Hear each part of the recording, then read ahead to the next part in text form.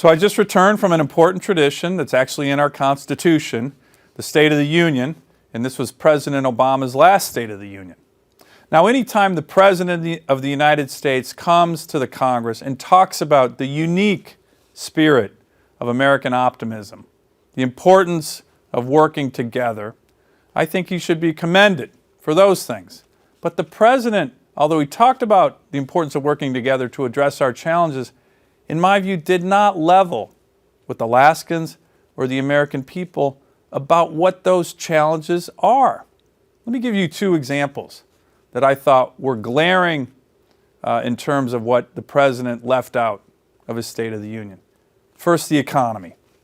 We have had the slowest recovery, less than 2% GDP growth, well below any normal historical average of American economic growth during the 7 years of President Obama's administration. This dramatically negatively impacts middle-class families and working Alaskans, working Americans. Why?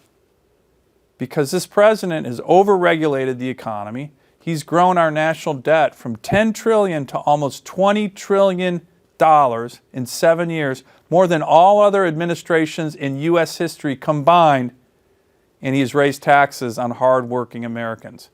He also indicated that he's going to take increased regulatory actions against one of the most important elements of the Alaska economy, that's our energy sector.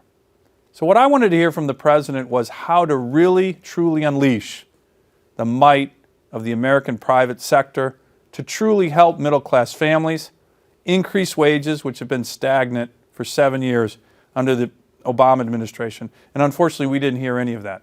Second, on national security.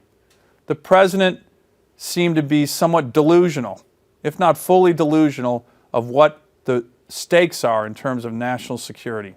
There's no doubt that the world is a much more dangerous place now than it was when President Obama took office.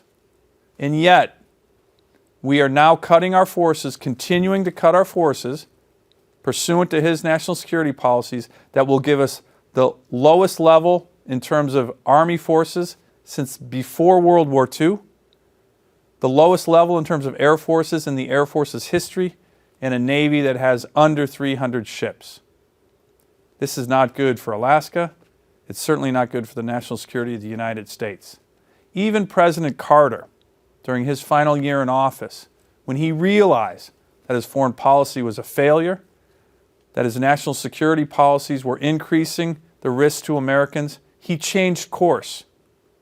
That's what I wanted to hear from the President tonight, about significantly changing course in terms of foreign policy. He wanted to continue. But I'll leave on a positive note. The Congress is going to continue to work in a bipartisan way to address our challenges. We're going to work for resolutions to some of the biggest challenges America faces. We'll welcome the President's involvement, but tonight was a little bit more about burnishing a legacy after 7 years, as opposed to really focusing on what the significant challenges Alaska and America face. That's what we intend to do over the course of the next year. Thank you.